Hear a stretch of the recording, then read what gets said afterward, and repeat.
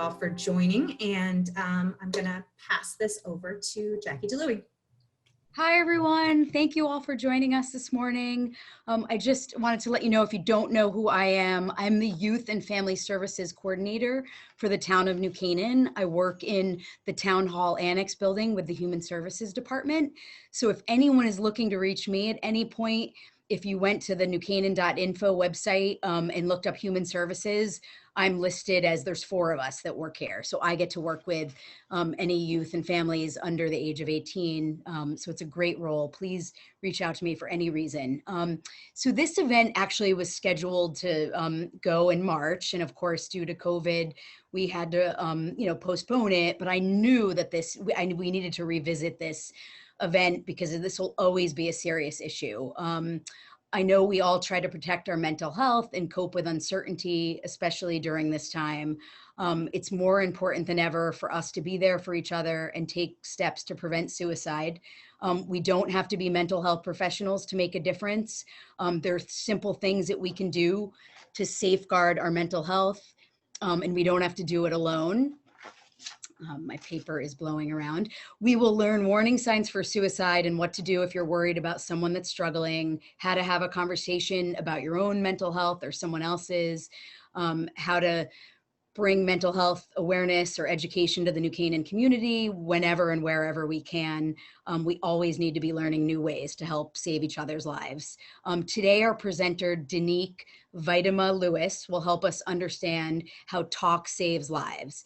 Denique joined Norwalk Acts in June 2020 as the Manager of Implementation and Collaborative Action. In this role, she facilitates and supports the work of the Norwalk Acts initiatives and working groups. Prior to joining Norwalk Acts, she was the Director of Prevention at Positive Directions, the Center for Prevention and Counseling, where she provided oversight and support to Mid-Fairfield coalitions tasked with reducing rates of suicide use among young people. Substance use. Prior to joining Positive Directions, she was the Regional Action Council Director that led project management, coordination, and technical assistance for the 6 communities comprising of the greater Bridgeport area at RIASAP. She's a self-proclaimed data geek.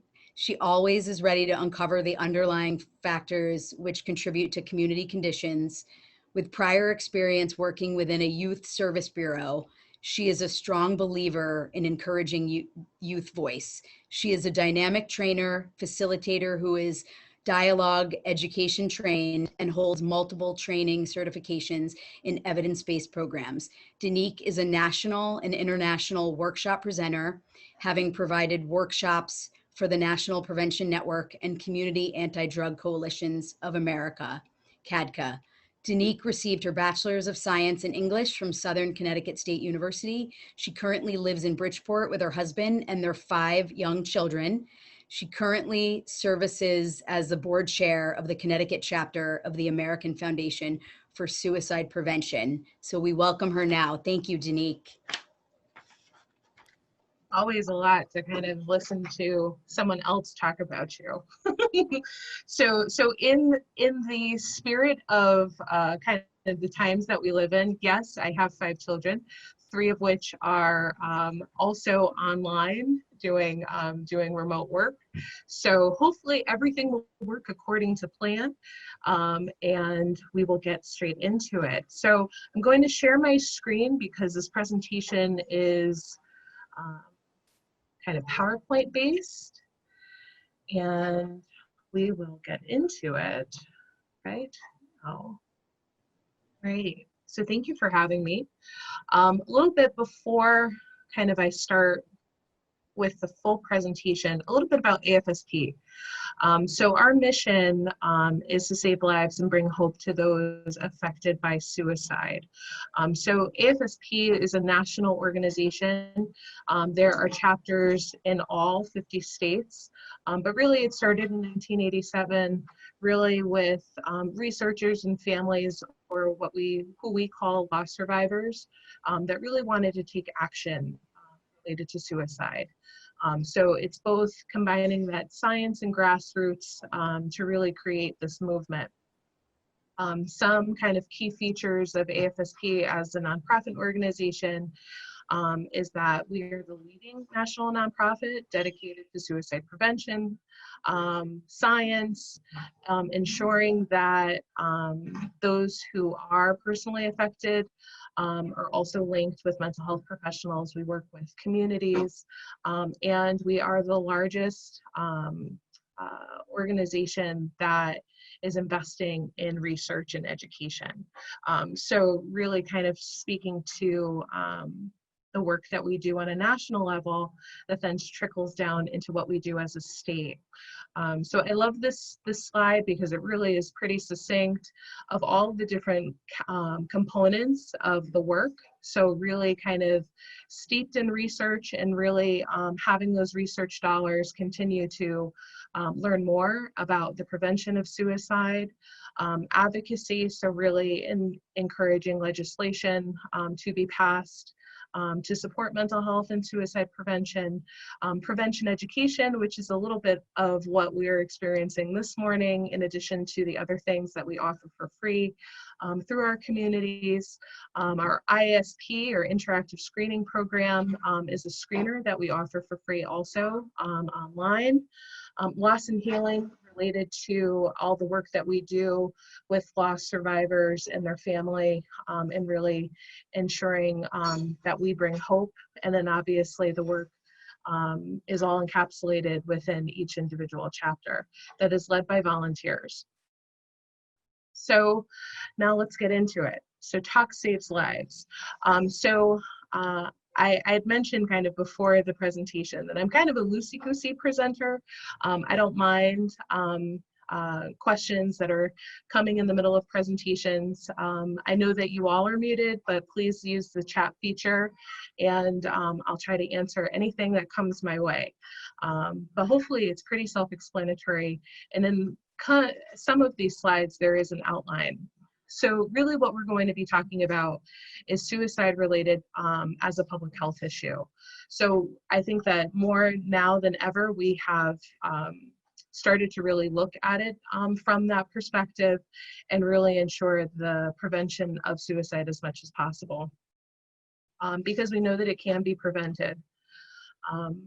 Here's a little bit of our outline. So the presentation itself is broken down into these 4 components. Scope of the problem. So I'm going to kind of get my data geek on and talk a little bit about facts and figures, really talking from a national scope and globally. Research that we know, so kind of connecting to that component of AFSP, of what we know about suicide. Prevention, obviously all of those pieces of risk factors, protective factors, things that you should be aware of, and then really concluding with the what you can do. So really ensuring that this presentation is something that you would be able to learn and hopefully gain new skills. So kind of, I'm going to talk briefly about how we talk about, or just the language related to suicide prevention. I love this slide. It wasn't originally in this presentation, but I think that, you know, as with everything now these days, you know, language matters. What we say and our words matter. So here are some of the things that AFSP is really trying to encourage to be more a part of our regular conversation. So really avoiding words talking to committing suicide or failed or successful. So we really want to have our language be as neutral as possible. And we would never want someone to think that, you know, the loss of life, you know, is the result of a successful attempt. We more or less speak to that as a suicide attempt or a loss by suicide, or they've ended their life, or they've killed themselves. So really just ensuring that we keep language neutral. Uh-oh. Oh no. Of course now technology is not my friend. So kind of this first piece is going to talk to the scope of the problem. and how many people it affects. So globally, we know that over 800,000 people die by suicide per year. So that statistic is from the World Health Organization. Those 800,000 are those who have been determined as suicides. Another way to kind of think about it is really talking about we're losing someone to suicide every 40 seconds. And it's the 10th leading cause of death in the US. So this fact and figure is I want to say, the closest that we have to 2020 statistics, and really talking about we lose or have lost in 2018 alone over 48,000 people to suicide. So really kind of speaking to, these are confirmed suicides. So we know that there may be more that have not, for a variety of reasons, not been able to be confirmed as suicide, but ultimately we know that this not only affects the person, the immediate family and friends, but that it has a significant ripple effect into the larger community. And I'll talk a little bit to that as well. So for every suicide, we have 25 other attempts. So really kind of speaking to, that we have, segments of our community that are really struggling. And I think that really gaining these skills can really help ensure the safety of others or ourselves. And that it impacts individuals and community, kind of speaking to that ripple effect. And that we don't necessarily always consider the economic impact, but based on lost productivity, people who have had to miss work just based on their loss, that there is actually a dollar amount that is associated with this. So kind of the second piece related to research. So the ultimate question that I think a lot of us end up asking is really, why do people take their own life? Why do people die by suicide? And we know just based on the research that there is no single cause, but there are overlying factors. Mental health, kind of speaking to how Jackie really started this conversation this morning, mental health matters. And we know that when we're talking directly about the issue of suicide, that a large majority have a mental health condition that has contributed to their death. So not necessarily having the mental health condition means that that someone will die or by suicide, but it does create an increased challenge. But we also know that mental health conditions are common. So 1 in 4 people will experience a mental health condition, and most won't die by suicide. So, really talking about, it may be a contributing factor, but for a lot of those who have mental health conditions, their recovery is possible and resiliency happens. Some other pieces that we know about the research is really looking at the physical differences with the brain. So really looking at those neurological differences, both when we're talking about structure and function. A large piece, especially for those who have survived a loss attempt, really speak to ambivalence. So ambivalence meaning that they have this inherent desire to live, but they want their pain to go away, and that they believe that suicide is the only way to resolve that pain. So the perspective. So really kind of speaking to the crisis has been reached, they're desperate, their critical thinking skills are really out of the window, and that they can't really problem solve or critically think, especially at that crisis point, which makes people incredibly vulnerable. So who are these people that I'm talking about? These people can be anyone.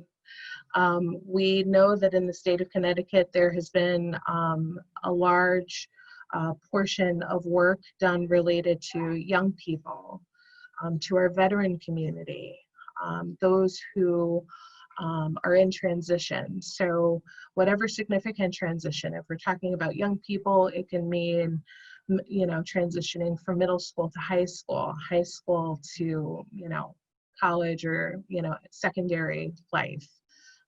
It can mean retirement. It can mean anyone that has a significant loss, can be those who are at risk. It can be any one of us. So I think that sometimes we say, oh, well, maybe that's not necessarily me. But I think that we also have to acknowledge that at some point in our lives, we may be at the point where we may have suicidal thoughts. Some other risk factors that come into play, really related to these three different pieces. So really talking about health, historical factors, as well as environmental.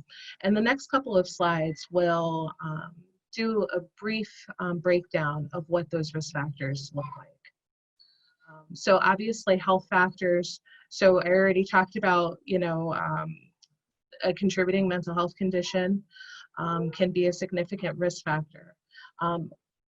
Piece that I always like to highlight within these presentations is that risk factors may increase the likeliness, but they are not determinants. So even if these are factors that are in play, it doesn't necessarily mean that it's set in stone. But we know that, you know, mental health conditions are a contributor, as well as other health conditions.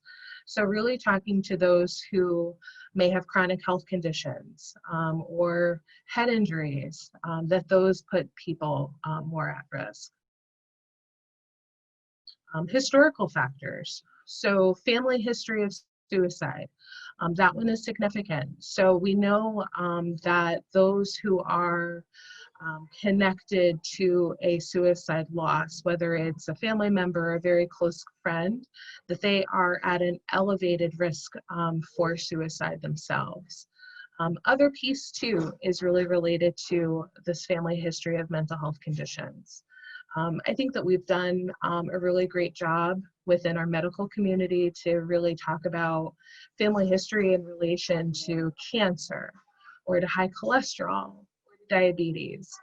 But I think that there is some room for us to really talk about that family history related to mental health, because that is a risk factor, as well as something that we should know to really encourage those positive self-care skills throughout the lifespan. Other pieces too that could be historical, really talking about trauma.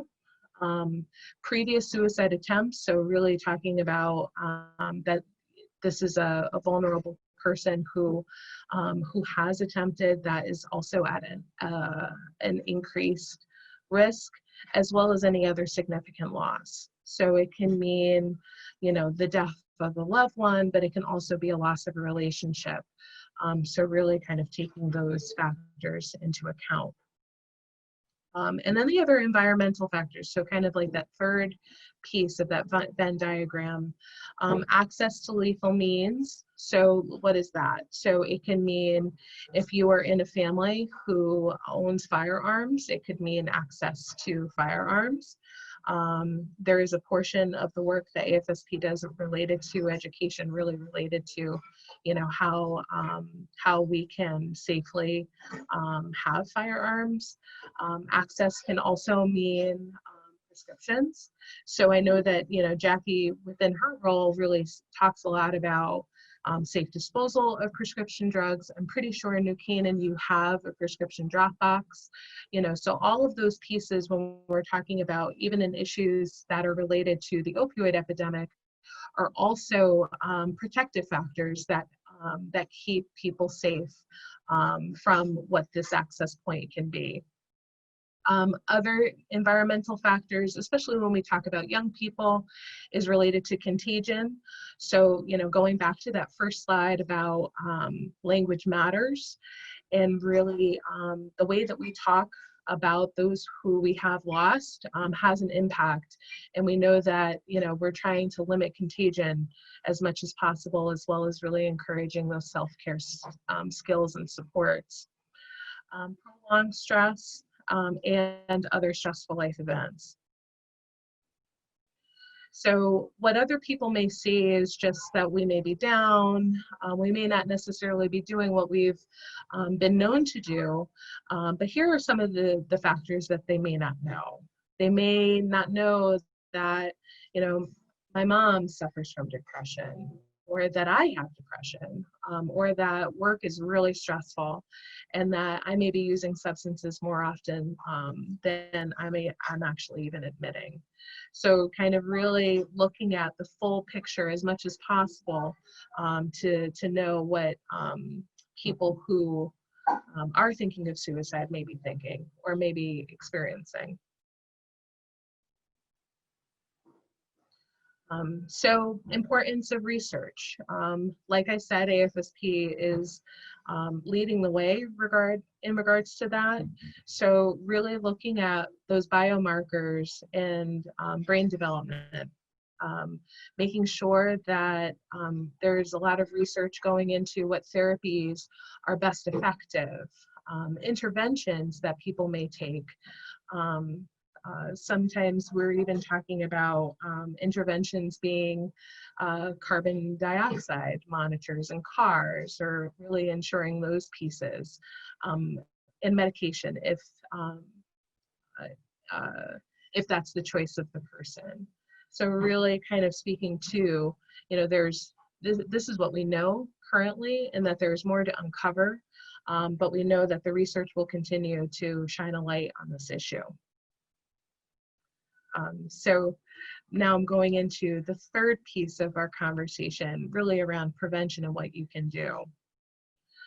So the last section really talked about risk factors, but now I get to talk about protective factors, because those are all of the good things within our lives that really build us up. I like to liken this, especially with young people, is that I would want to wrap every person that I know in bubble wrap, really ensuring that whatever comes their way, that they have a support system that's going to keep them safe. It's kind of similar with protective factors. So there are a couple of examples here in this slide. So, you know, access to mental health care, we know, is a huge component of that. Family and community support.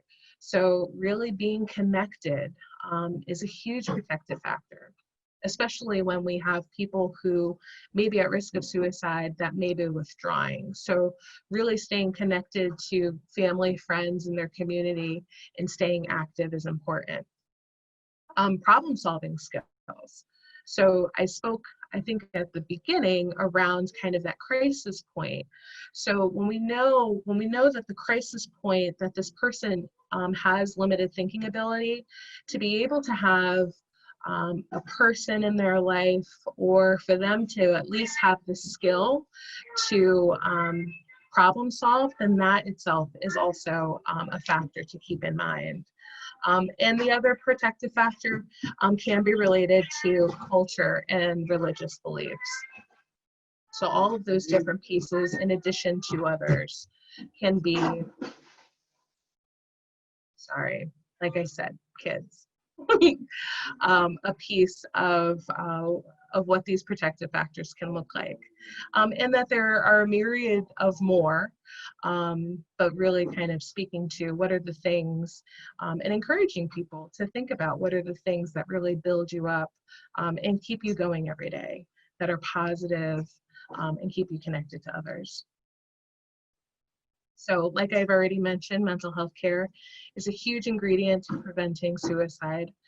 Fortunately, we live in a state where we have very quick access to providers, as well as hospital systems, as well as insurance. But we really need to ensure that everyone knows that it's just as important to get your checkups from the neck up, just as much as we take care of our physical health. So kind of similar to the conversation that I just had related to knowing your family dynamics in relation to mental health, is that, you know, we have insurance agencies that offer coverage related to mental health services. So, wouldn't it be great if everyone just decided to really take full advantage of that? So really ensuring that we're really taking care of our whole person and not necessarily neglecting our mental health. So what that can look like, really when you're having these conversations with doctors especially. So really seeking out a mental health professional. It can mean getting an evaluation, talking about treatment, and really ensuring that this is something that the person can stick with. So really, entrusting that you're proactive and that, it's covered. Other piece related to, the professional self-care, professional care also talks about what are some of those strategies that we can do on our own related to self-care. So some of the things that I will highlight. So I like to say that I'm a little allergic to exercise, but we know that exercise, builds up endorphins or it gives them off, makes you feel good. All of those pieces are important. Sleep and really having good sleep hygiene. So really the routine that happens before you go to sleep is another large component of this. Watching what we eat and eating as healthy as possible, as well as really thinking about what are those opportunities or how do we manage our stress. So I think that this is, also my other plug to really kind of encourage all of you to think about, what is your self-care plan? What are the things that you can do daily that can minimize stress? Is it taking a walk? Is it listening to a favorite song? Is it writing, journaling, doing a quick yoga pose, like meditating? What are those things that you can do daily? And then really progressing from there. What are the things that you probably don't have necessarily the time to do daily, but maybe you can do weekly? What are the things that you can do monthly? So really ensuring that your self-care isn't necessarily something that you say, okay, well, I'll get to it when I get to it, but that it's something that we really infuse within our daily life, as well as really looking at it on a continued basis. Like I said, also a large piece of the AFSP mission is really around supporting loss survivors and those with lived experience. So that is a large piece to this. They themselves also need to be and stay connected. And we're very fortunate within our Connecticut family of AFSP to have a lot of people with lived experience, as well as those loss survivors as part of our work. And that really continue to use their experience to help others. Other piece to keep in mind. So the best thing that you can do between someone who is suicidal and is thinking about ending their life is really around time. So really when we're talking about that crisis moment, there are some key pieces to keep in mind. So obviously limiting access to means. It can mean all of these different factors, some of which I've already spoken about. Blister packs are really like ensuring that we're not seeing overdoses. Blister packs I know have come up in legislation the past couple of years and have not passed, but I also know that if you go to your kind of home pharmacy, the pharmacies are more than happy to provide you more often than not with medications that are in blister packs. Other things, which has been a large push this past year around barriers to bridge, or making sure that there's signage so that if people do want to reach out and talk to someone, that there is that opportunity, as well as really securing firearms if you are in a firearm family. So what you can do. So have the conversation. So how? What should you look out for? These next couple of slides are really going to speak to what those potential warning signs can be, options for you to reach out, and then really talking about how to get this person to seek help or to get them help. So the warning signs. it's important to keep in mind the things that they talk about, their behavior, as well as their mood. So what would a person potentially say? So they may, have continued conversations related to ending their life or feeling trapped or, having this pain that just won't go away, feeling like they're a burden to others or that there's no reason to live. Or, it doesn't matter anyway, I'll be gone soon. So sometimes that they can be direct messages as well as indirect.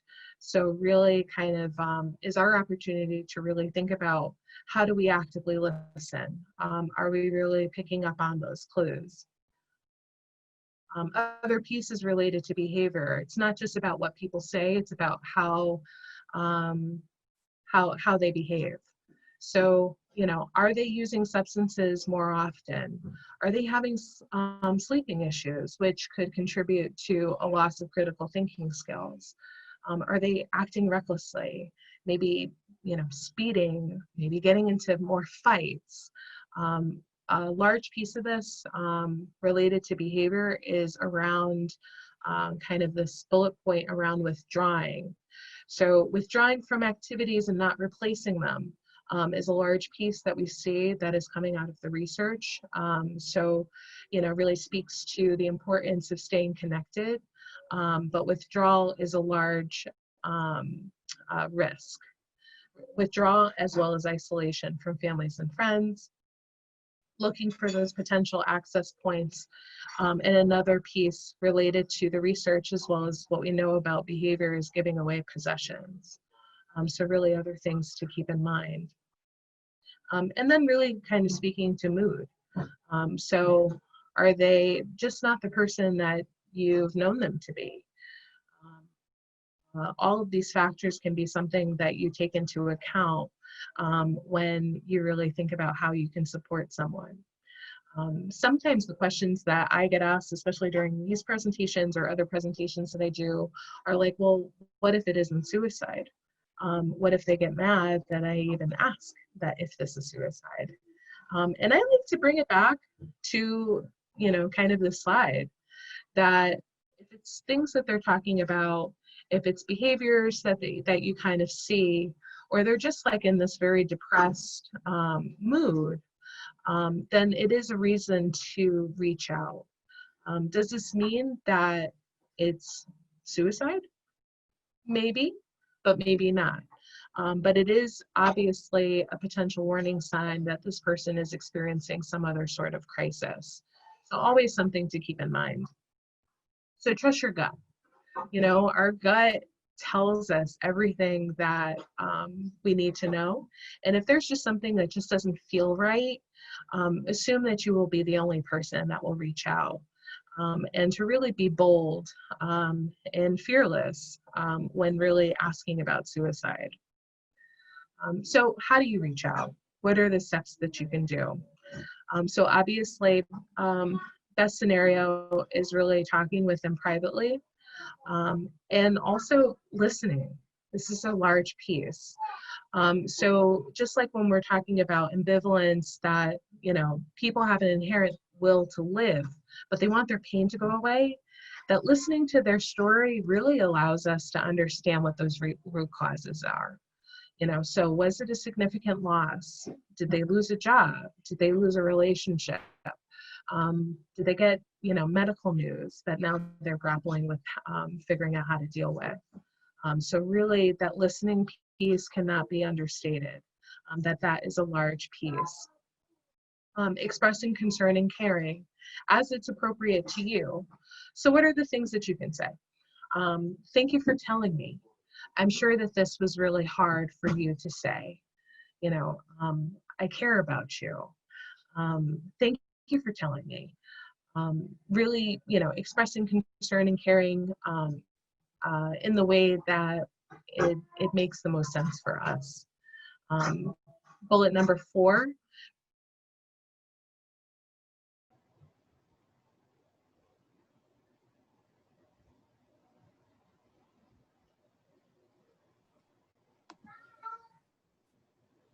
I'm sorry about that. It's like all of a sudden I was talking and then nothing. All right, I'm back. All right. Like that hasn't happened to me in a long time. All right, let's see. Everyone can see? Yes. Okay, awesome. All right. So going back to this slide. So how to reach out. Oops. Now why can I not see the whole thing? Just make sure that this is going to work. Excellent. Okay. So like I mentioned, reaching out, talking to them in a private setting, those active listening skills. Sometimes that can also mean, you know, having the person rephrase or asking clarifying questions, really ensuring that you understand what the person is saying. Obviously, I've already spoken about expressing care, asking the direct question. So that was kind of where we left off, with really making sure that we're asking the question to get the answer that we need. So I know that it's difficult to ask a direct question related to suicide. So in this example, we're talking about, are you thinking of ending your life? You know, sometimes it could be, are you talking about suicide? And we know that those are the hardest questions you may ever have to ask someone. But it's important that we, as much as possible, keep to the direct way of asking, because if we do ask questions that are like, well, are you thinking of harming yourself? The person may not necessarily think that suicide is harmful, or it would be a way of harming themselves. So obviously, when we're talking about self-harm, it also is a crisis situation, but we really want to ensure that we're asking the right question. What I also like to say, just kind of as a quick tip, is you know, if you are hesitant to ask this question, that there is an opportunity to practice. That I say to people after these presentations, like if you are really not in the place where you feel like you will ever be able to ask this direct question, ask it to yourself in the mirror. I think that there's something to be said about you know, knowing what the question is and really being able to say it out loud. So you know, I will challenge you all after this presentation to really like get a mirror and to just really be able to understand and to hear how it comes out of your mouth, because I think that creates a different feeling. And then obviously it's around encouraging them to seek mental health services as much as possible. So avoid minimizing their feelings. So their feelings may not necessarily be our own, but they are real to them. Avoid trying to convince them that life is worth living. I think that's important. We want to encourage hope and ensuring that they know that we care about them, but this is not the opportunity for us to convince them that life is worth living, that this is an opportunity for us to really get to the underlying cause of their pain and to really be able to connect them to resources to help them resolve it, and avoid advice to fix it. You know, so I know that there are a lot of us that think that our advice is gold, and sometimes it is, let's be honest, but that we really want to make sure that this is about the person and not what we would do, because this is really a personal matter.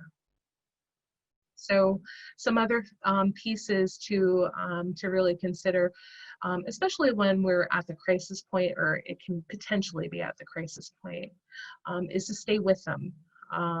So, you know, say someone says, you know, I've been thinking about, you know, I might kill myself. So thank them for telling you. I'm sure that was hard to tell me, but I need to help you stay safe. I'm going to call 911. and stay with them as much as possible. So it can mean physically, it can mean on the phone, really ensuring that there is a helper there with the person to really ensure their safety. Asking them those questions. So sometimes we may have the background information if they have access to prescriptions or if they happen to have a firearm. So knowing those two pieces are also a critical piece when we're talking about emergency response. So as much information that we have, the better off the warm handoff is to those who will be assisting the person. And then, you know, if safety isn't necessarily an issue, really escorting them to mental health services, or at least providing the bridge for that to be possible. Other things that I always like to really talk about are these two critical resources. So obviously in emergency situations, it's 911, without a doubt. But sometimes people just need people to talk to. Or maybe they're struggling. They may not necessarily be directly thinking about suicide, but they really just need someone to talk to. So the Suicide Prevention Lifeline is a wonderful resource. It is a website. It is obviously the 1-800 number. You know, there is legislation on a federal level that is looking to turn 1-800 number into a 3-digit number, kind of similar to 911. And we know that it saves lives. It's a crisis or a call center that are located throughout the country that people can call into at any point, any day, 24 hours, 7 days a week. It is funded. So 1-800-273-TALK or 1-800-273-8255, which is what TALK ends up being. Crisis text line is also a wonderful resource. So especially for those who are more text savvy, really having that be a resource as well to really create connection and to really have people be able to get that support. So they have multiple kind of text words that you can text to it. You can text talk, you can text hello.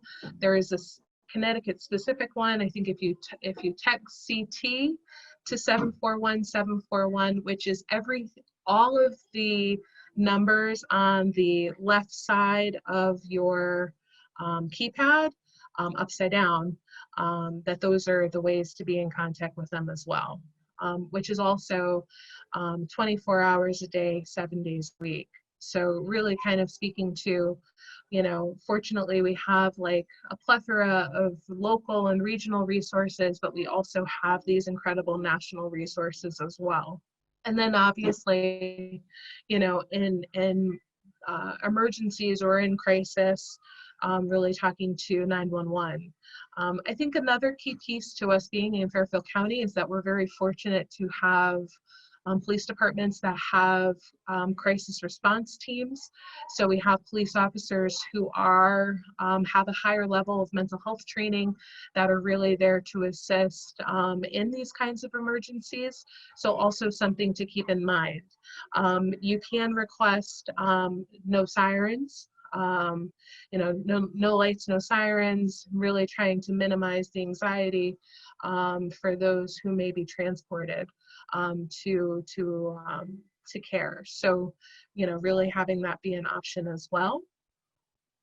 But really, we're talking about creating a culture that's smart about mental health and suicide prevention. I think that, you know, it's been heartening the past couple of years, especially, that, you know, mental health is something that we're talking more about. I think that we have a little bit more ways to go when we're talking about suicide prevention. But really, we are trying to ensure that this is something that we talk about in the open and that it's a part of our existence as people and as communities. Because we know that talk saves lives. Being able to reach out to other people is a critical piece to ensuring their safety as well as preventing suicide when we can. So thank you so much for being a part of this presentation, despite the technical difficulty. Some other ways to kind of keep in contact with the Connecticut chapter of AFSP is to follow us on social media. We are currently in walk season mode. So we do 7 out of the darkness walks typically at this time of year. This year we are going virtual. We are having out of the darkness experiences. We have challenges. There is a way to volunteer and as well as donate to the cause. So please follow us on all of the major platforms. And thank you for being a part of this. So my contact information is here. Michelle Peters, who is our area director, who is our staff person, is also available. So I will close this out. And then if anyone has any questions, then, please use the chat. You got it. Hopefully you can see it after I put it in share mode. A little limited. But like I mentioned at the very beginning, we are a volunteer-based board.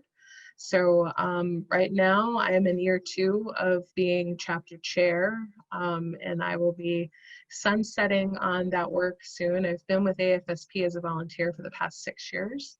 But we have a dynamic group of board members, both those with lived experience or loss survivors, people who are clinicians. We're really, small but mighty bunch of folks doing work throughout Connecticut, as well as Michelle, that kind of keeps us all in line. Thank you so much for coming. Really appreciate it. This is the kind of end of our presentation. If anyone would like to kind of hang back, I'm more than happy to stay. And this week is National Suicide Prevention Week. So thank you for doing your part, as well as the additional pieces. Excuse me, we do have one question.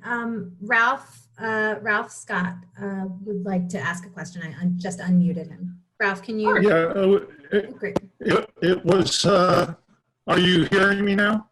Yes. Yes. Okay, it's a little long to put in chat.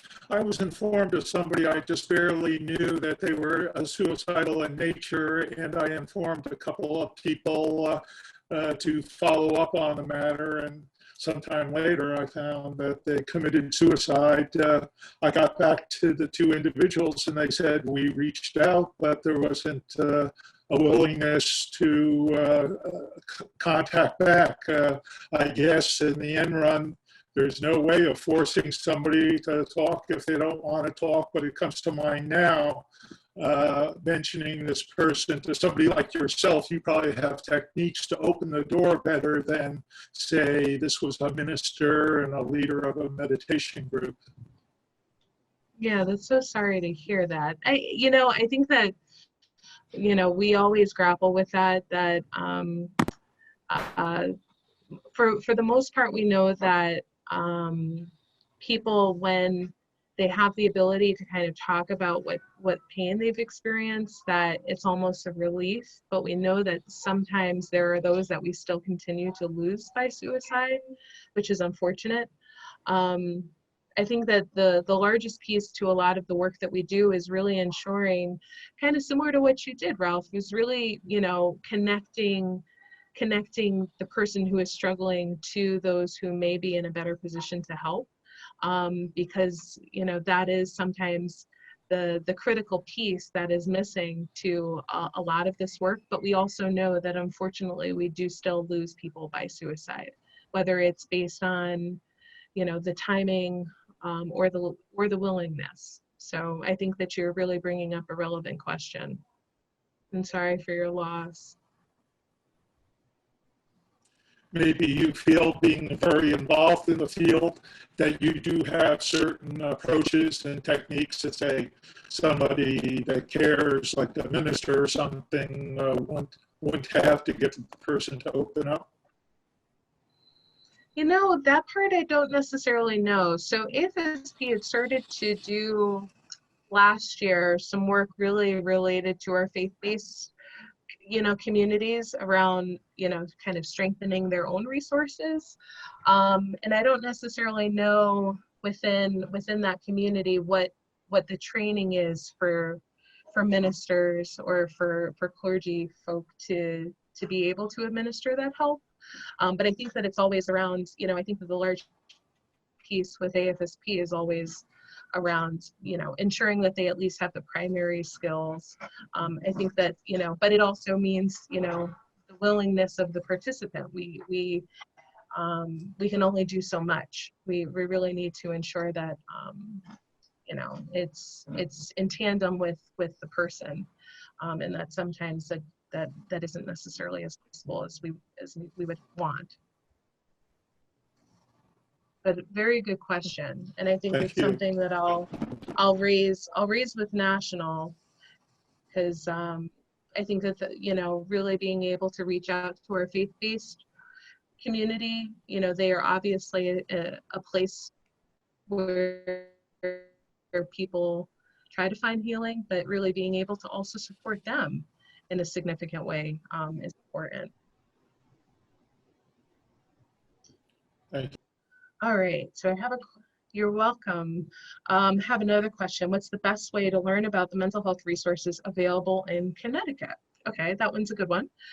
So I'm going to put in the chat a website that I'd love for everyone to be able to look at when they have a free minute. Jackie also has this wonderful resource. It is specific to Fairfield County. And I'd love to say that this is kind of standard across the state, but it kind of isn't. So through our regional behavioral health action organization, that's a mouthful, they are really the people that, or the entity from the state that convenes a lot of our behavioral health providers, both from the youth side as well as the adult side, and really make sure that there's resource sharing and that jazz. They have resource guides that are available on that website that I put into the chat, which are great. So it's not just about behavioral health resources, but on the front, it has all of the crisis lines. We know, unfortunately, that those who may be thinking of suicide may also have other significant traumas like domestic violence, like, housing insecurity. So a lot of those, even social service pieces are on there as well. And it's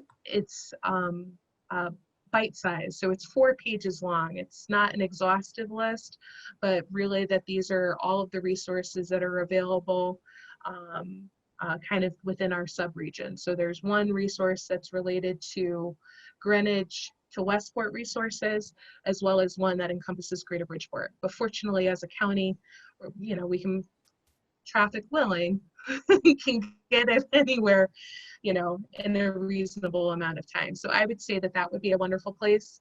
Another resource that I'll pop into the chat is preventsuicidect.org.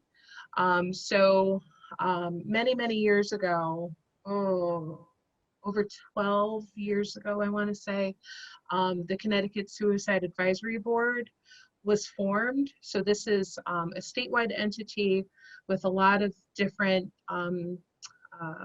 government, state agencies that are really convening around these issues. On their website, they also have really great resources related to suicide as well. But I feel like, when we're talking about mental health resources, it's always best to go local. So even if we aren't necessarily advising someone who may live in our area, it's always around thinking about, what did their town social services look like, because they also are a treasure trove of different things, since that's what they do every day. Great question. Here in New Canaan, I just listed, although it says drugfreenc.com, it's through our local police department has created it, but it has mental health resources, suicide prevention resources, substance abuse resources. It'll include the hub and other, but it's just a great local resource. I think they are in plans to looking to change the name, but so unfortunately it's www.drugfreenc.com, but definitely take a look.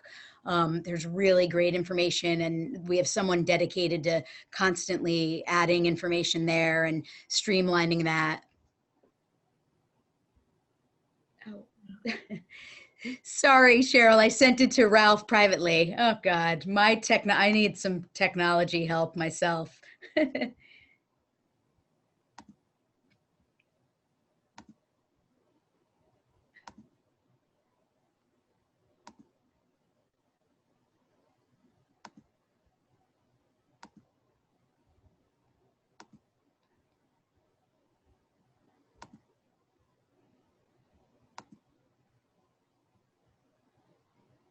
Great. Any other questions? I know that you have lovely and wonderful resources in New Canaan, so I'm sure that if there is something that comes up after this presentation, then I know that Jackie is here to assist, as well as some of those resources that I've already pointed out. They're all really great. Suicide Lifeline, hopping on their website, they also are another great way to kind of connect, as well as AFSP. AFSP is afsp.org, really kind of speaks to the mission, but also has fact sheets, resources, and guides that they do in tandem with some of the larger national resources like the Lifeline as well. Denique, thank you so much. This was amazing. One last question for Cheryl. You're going to share this recording with everyone, right? Yes, yes, we will. So we'll pull it in here. We'll edit it. We'll edit out our little technical glitch. Good, that's great. And we'll share it to everyone who registered, and it'll also be on, we'll put it up on the New Canaan Library YouTube page, and I'm sure you've got somewhere on your website too, Jackie, that you can put it up. Definitely, and I think that's just another way for anyone that tuned in today to share with your networks, because I definitely think this would be helpful for everyone. But, you know, a lot of people mentioned churches in town. They tend to be a place where people go when they're struggling with, you know, any kind of issue with their family. So I think that this is such a great way, you know, for people not to feel less afraid. I think Denique gave us a lot of language, and I think, you know, I'm a licensed clinical social worker, but still it's scary to ask somebody, you know, if they're thinking of ending their life. But I learned long ago in other trainings, you know, that were much longer, to just, when you ask someone and they are feeling that way, they almost feel like relief that somebody is asking them, and they're not, like she said, minimizing their feelings, trying to, oh, it'll be fine, you have so much to live for, you know, those kinds of things. To get away from that and be direct, you may be the one lifeline that it just eliminates that for them, because they're like, wow, somebody is listening and cares. So I just really practice it, you know, just practice it as often as you can. And reach out to me at any point. I will put my email address in the chat box. Sorry, I just sent Ralph the the email for the New Canaan drug-free and NC site directly, but Cheryl had shared it with everyone. That's another great local resource. Thank you, everyone, for tuning in.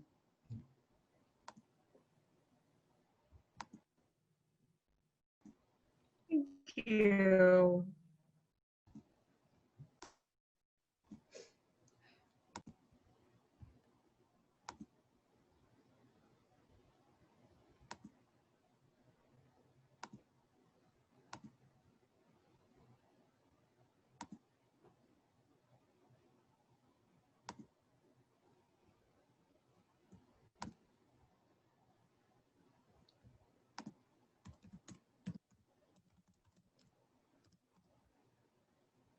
All right.